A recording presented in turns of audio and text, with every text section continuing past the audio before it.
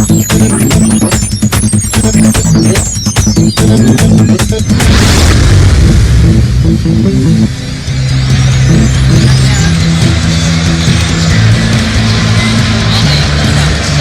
to the 3-point shootout, part of the 2013 PBA All-Star Week here in DIGOS City, Davao del Sur. Vico Alili, kasama pa rin, Chard Nose, Coach Richard Del Rosario, and right now all the 3-point shootout participants warming up.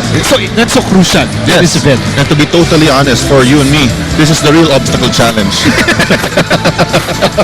Again, speak for yourself.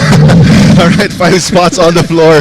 They have 60 seconds to go shoot from those 5 spots. 5 balls in each rack.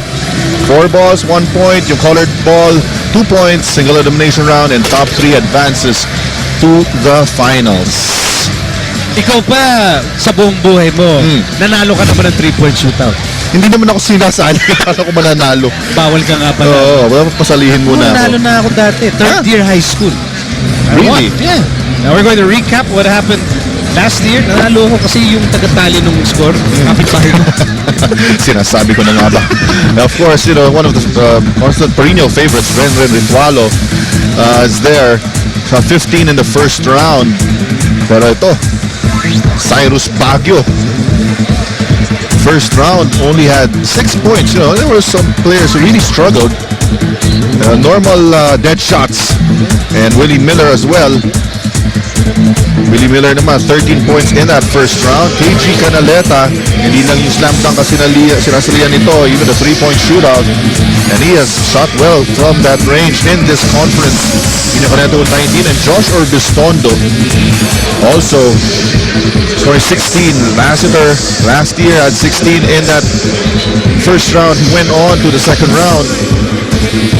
Gary David of Powerade at 14 is one of the favorites. Jeff Chan failed to advance to the next round, scoring 15 in that elimination phase.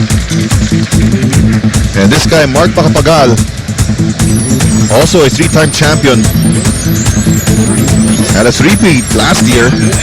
That's why he's all smiles. And Mark Macapagal will once again be the man to beat.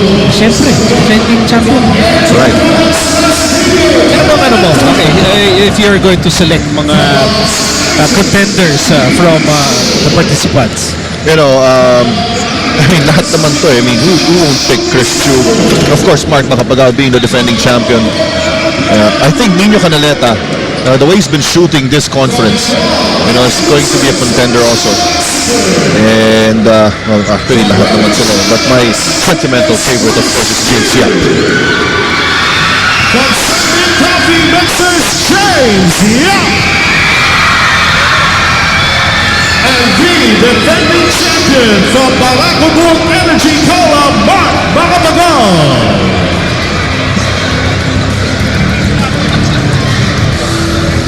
Here are the mechanics for a 3-point shootout. This is an individual competition.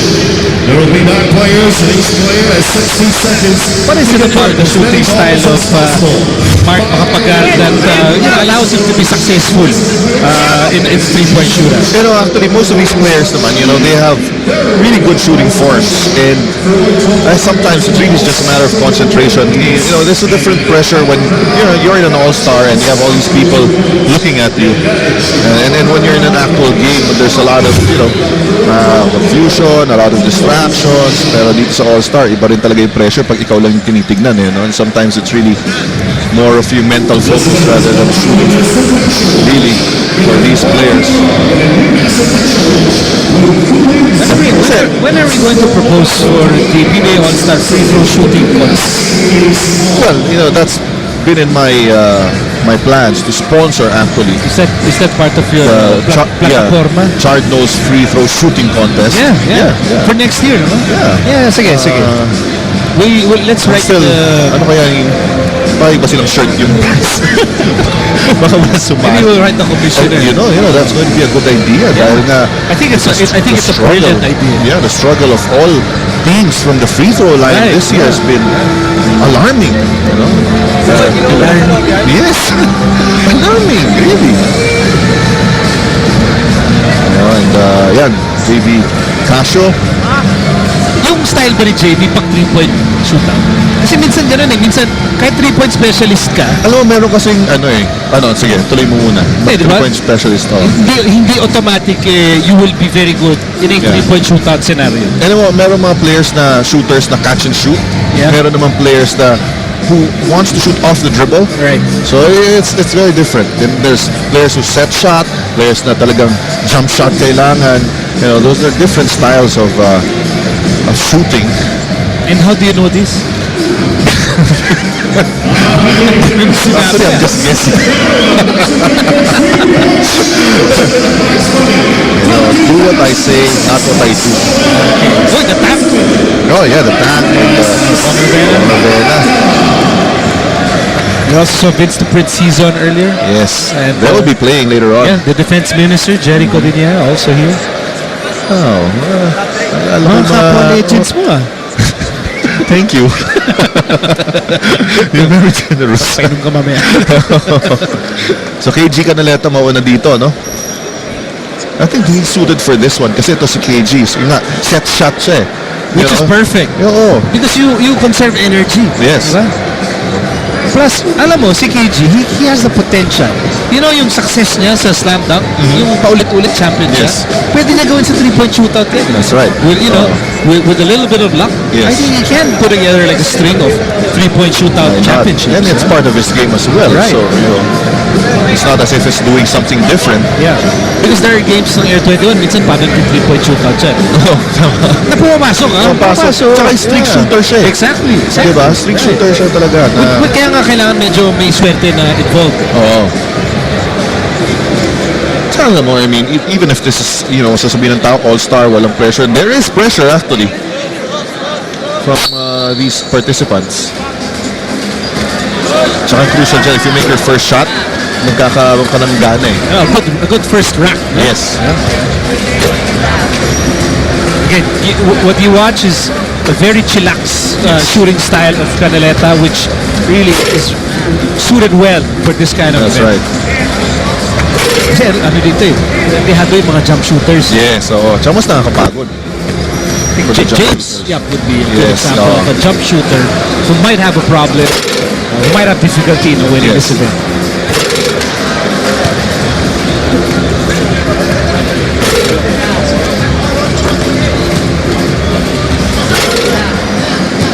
I mean, si KG hardly jumps. I mean, he hardly leaves the floor. Yeah.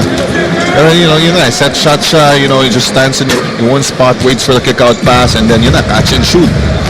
Oh, And he's found his rhythm in this rack. Oh, pero make the money ball. Oh, in and out, in and out. It should be a decent number here. Yeah. 13, unofficial. you never know, in the past years, Willie Miller scored 13, didn't advance, but you never know. Kasi other players might struggle.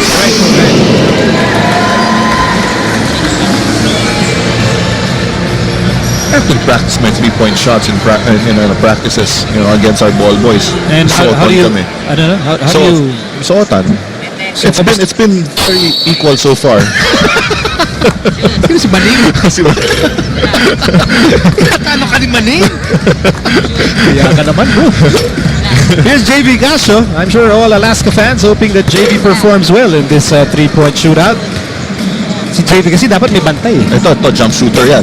See? Si Ang problema sa jump shooter, you get to the 4th rack, Yes. you might get tired. That's right. All right, let's see how he performs in this rack. Kasi he went to the other side of the rack, pero he fumbled the ball and went to the right side. I think he was more comfortable on the left side. Sometimes he's more comfortable with 10 seconds to go in the game. Yes. Tsaka coming off screens. Ito yun. Yan. Coming off screens and then he'll just shoot that jumper. And dito. Wow, strong finishing kick for JVee. Maybe I jinxed it.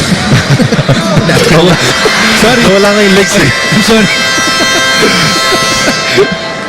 So next time, hindi ko makababay. Oh, he got 15. Actually better than Canaleta. Yeah, last year, the highest score was 19 points from KG Canaleta. Okay, Mr. Three Goggles. And now adjusting the rack. This is very important also. You want to get that proper angle where you're comfortable with. Kasi meron nga yung mga, di ba pupulutin mo kasi yung bola sa rack Right. Merong mas comfortable get the ball from the left and those comfortable getting the ball from the right.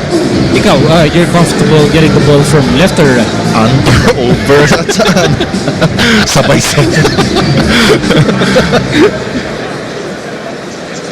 So here's the fireball, Josh Urbistondo. Josh is also a streak shooter. Yes. Tsaka ito parang mas malapit para sa kanya to. You know, sanay siya, you know, yung really farther away from the three-point line. This is a good wrap for Josh. Ganda rin na follow through ni Josh. Yeah. And you know, he's confident taking these shots because in fast break situations, bigla pull up lang to from the three instead of going for a layup. That's the atoy ko move. Yes. Pang atoy ko lang yung mga fast break pull up.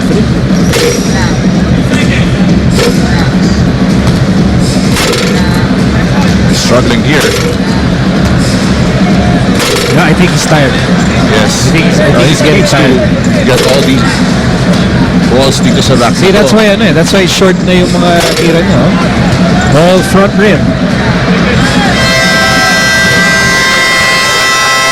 That's what I'm saying also. You know, Josh is a good rim shooter, pero in a competition like this, you know, it doesn't really have to be the best shooter in an actual game dahil dito, fatigue factor, whatever, the pressure, time pressure.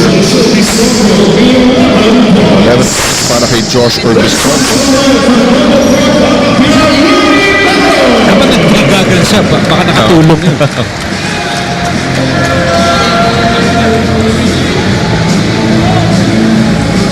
And so after Josh Urbistondo, we'll have a wily veteran competing here, Willie Miller. Si Willie, hindi na nag-adjust ng mga racks Talagang diretso na siya. Sabi niyo, pareho lang yan. See, he's a lefty, but he likes to get the balls from the right side, his right side. Which might take more time, actually. Oh, kasi sa kabilang side pa tatawid pa yun to get to your natural shooting hand.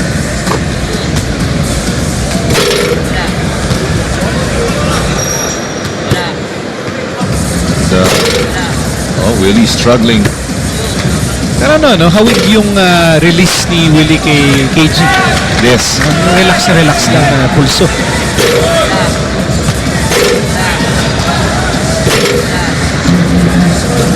Hindi nga napagod si Willie doon sa obstacle ko. Pwede.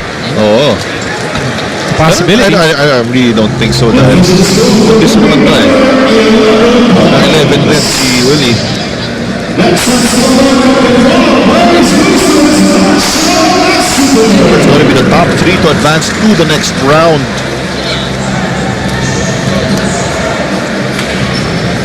$11 points for Willie Thriller Miller. Pareho sila ni Josh Urbistondo. Yes. Coming up next, Marshall Lassiter. Now, Marshall has been lethal from Rainbow Country in the tournament, in the Commissioner's Cup. And this is a player who gets a shot coming off staggered screens. You know, he's moving before he takes a shot. And here he's just stationary.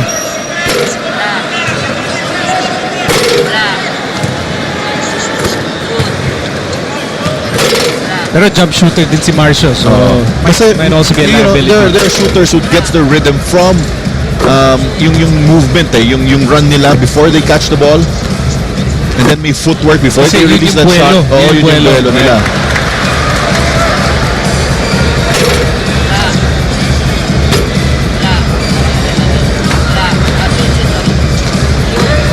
All right.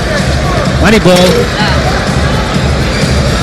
By the time you reach the 4th and 5th rack for a jump shooter, I suppose conditioning plays a role.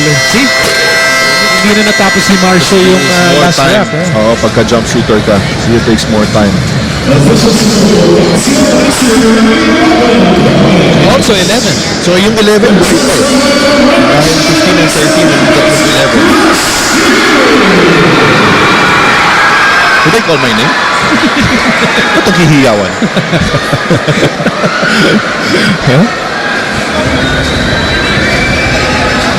Si Chris Tiu naman, his advantage no, as a three-point shooter, pogi siya.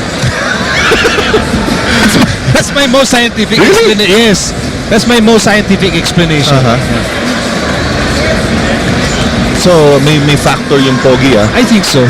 I think mas they had the jump shooter kasi sa pogi. So, hindi lang siya basketball pogi. Yes.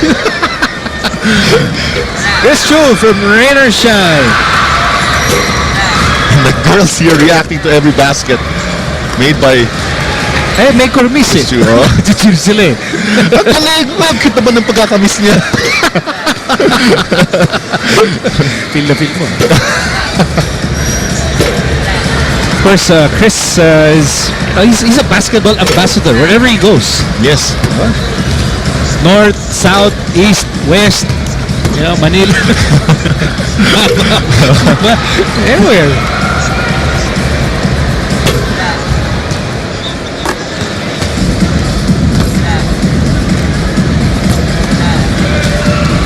Though I have a feeling yung kapatid niya, si Charles, mas magaling mag 3 points. Really? Yeah. Nakita mo na ba? No. Yung shooting for the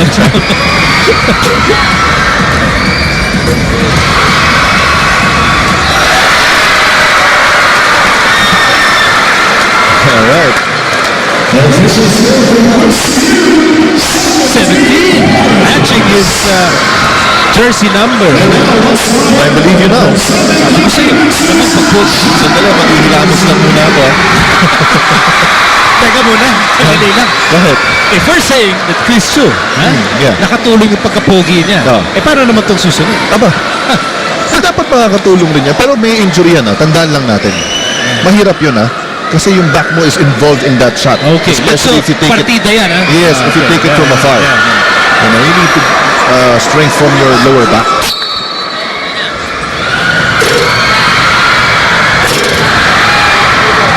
Okay, James, kumi-fade away pa eh. Pero, ang cute na mag-miss rin. Uy, may isa pa.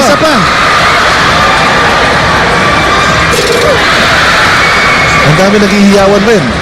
At least constant yun. Ang hirap na ginagawa ni James. Fade away. Tapos, ang hirap. Oo, ginigrip lang niya sa kaliwa yung bola. Tapos, hawakan niya sa kanan. So, mo, kailangan niya more legs eh. Kasi talagang pag tumira kasi to, talaga yung power niya coming from his legs. Yeah. And right now, he doesn't get that same lift.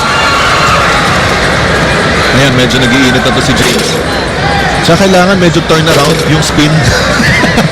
Masyadong madali yung face up na ganyan. Pwede lang eh. Hindi na siya sanay tumira ng ganyan, yung walang bantay. Mahirap yan, That's true.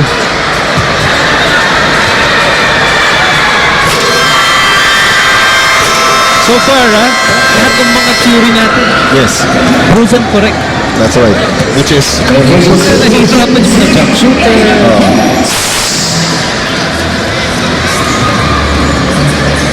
8 points for James Yap. Bagus. He has criticized the shooting form of James. I saw James after that. Si Calvin Abueva nakaupo doon sa may baseline. Tinuro niya si Calvin. Kasalanan daw ni Calvin. Pinasakit yung likod niya.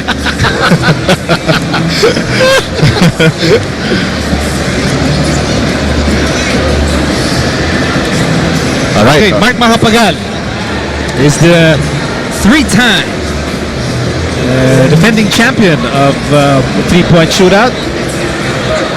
You know, when you're a defending champion, sana pag three-time defending champion, you have all the confidence in the world coming into this competition. But here's the interesting with Mahapagal. He's a jump shooter. Yes.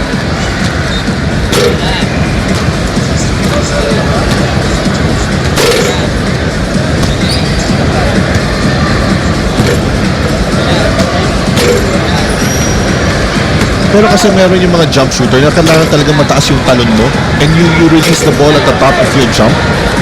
Pero meron namang hindi rin eh. So si Mark, ano si Mark? Hindi eh. Hindi siya talaga Yun talaga kailangan mataas na So, ano, semi-jump Yes, shooter. yes.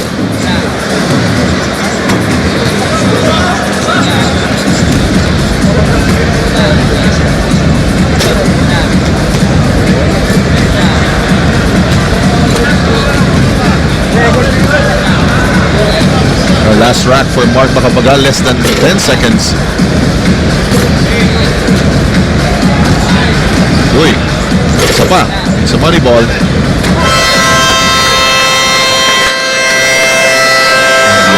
Looks like Mark will relinquish. Will he relinquish that title?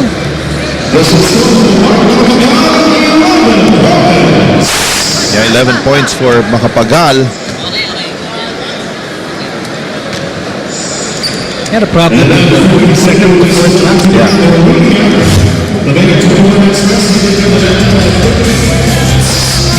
Well, Chris Tiu had 17 earlier. The lead, the field. And we'll bring you more of the three-point shootout from DIGOS City after these messages.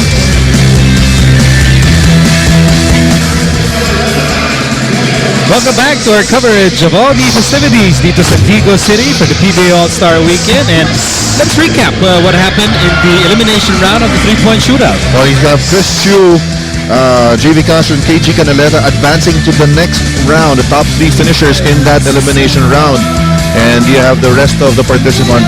So Mark Macapagal formally relinquishing his crown here in DIGOS, will not be advancing to the next round. Parang ano lang, binibining Pilipinas, i-relinquish mo yung crown. So mamaya magwo-walk. Yes. Magwo-walk pa siya. Canaleta also part of our final three for the Master Game Face Challenge three-point shootout. And this is back to zero. It's not a cumulative. Hindi yung i-add yung score mo from your first round to the challenge. It's back to zero. So si KG ulit mauuna. I think you should be more relaxed here in this round. Yan, streak shooter to si KG eh. Pagka dire-diretso na. I don't like really the form of KG, no? Parang ang ganda nung form ng tira niya eh. Parang wala lang. Oh, plus how tall is he? So, ang laki niya eh. So it's so hard to close out. Oo.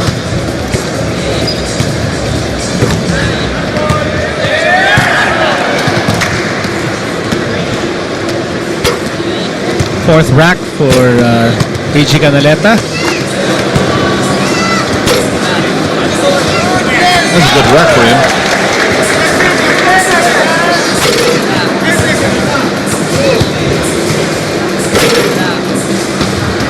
Needs to bury this one. And beats the buzzer.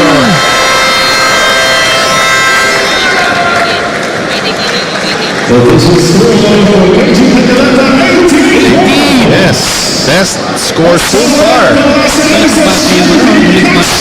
Yes, at the buzzer for Canaleta. Might be the decisive edge that he needs.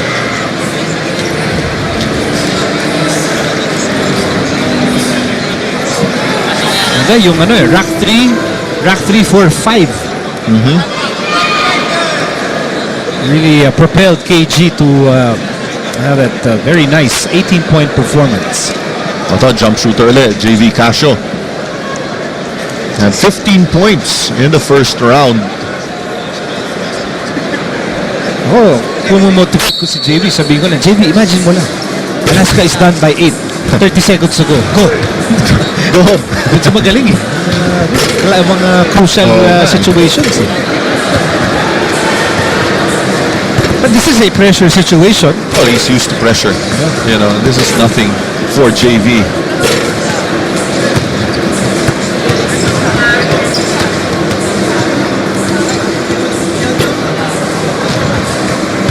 Pero kung tama ka, mukhang iniipon niya para sa Game 3. Yung mga 3 points niya. Oh.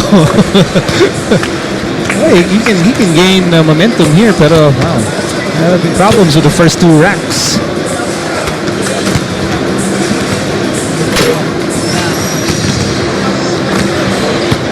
needs to sweep this rack.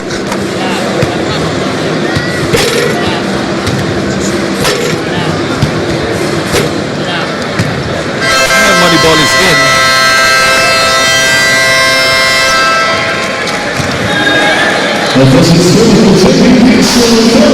Wow, so 13 for JVee Casio, which means Canaleta's 18 is the score to beat. Yes.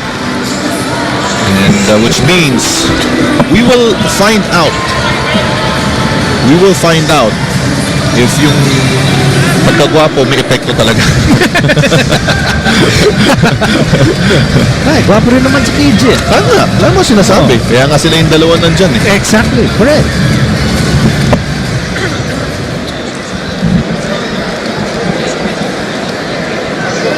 So ba si Chris palagay mo kinakabahan pa? Honestly, yes. Really? I don't think so, I mean, this is for the title. This is for, for the 3-point shootout championship.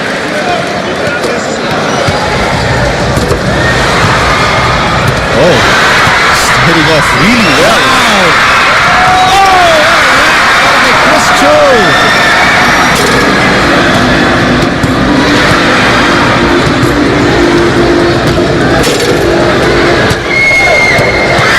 He's hitting on a 3-point shooting tutorial. Yeah.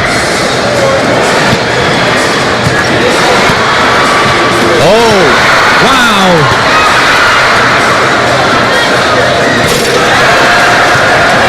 16 so far.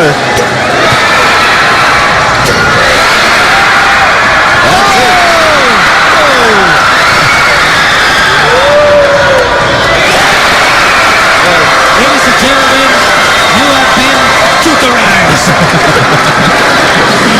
The Mr. Game Face Challenge 3-point shootout. Akma naman. That's right, that's right. And, sabihin ng iba, luto.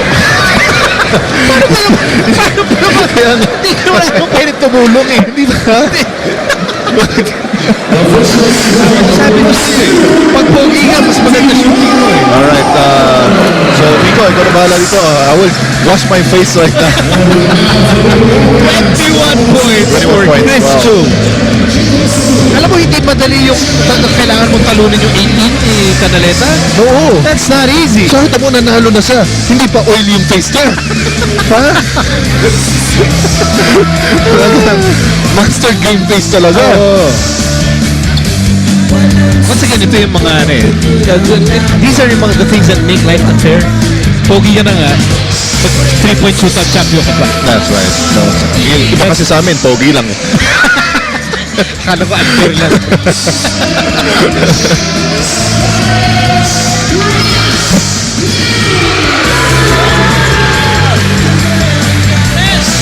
I think a female fan just fainted behind us sa tuwa.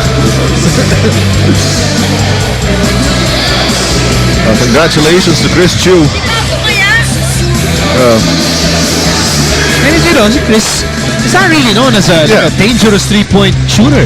Diba? Well, in college, diba? Okay naman siya, no? And then, He picks his spots. Yeah.